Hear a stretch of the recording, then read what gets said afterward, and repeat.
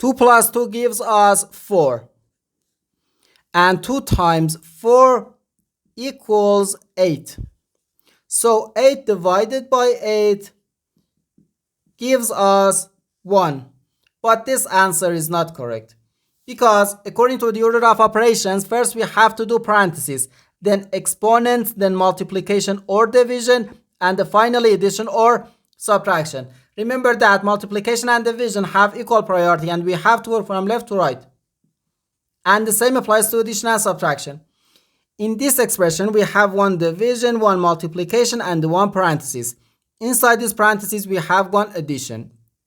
Here we have a multiplication because in mathematics, when a number is placed next to parentheses, it means multiplication. And we usually don't write the multiplication sign for brevity.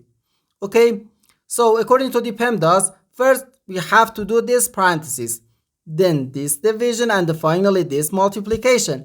If we do this multiplication before this division, it is wrong.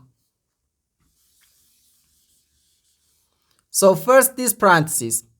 Inside this parenthesis we have 2 plus 2, which equals 4. So 8 divided by 2 times 4. Now we have one division and one multiplication. As I said, multiplication and division have equal priority and we have to work from left to right. So here first we have to do this division. 8 divided by 2 gives us 4. So 4 times 4, which equals 16. And this is our final answer to this problem. The correct answer is 16.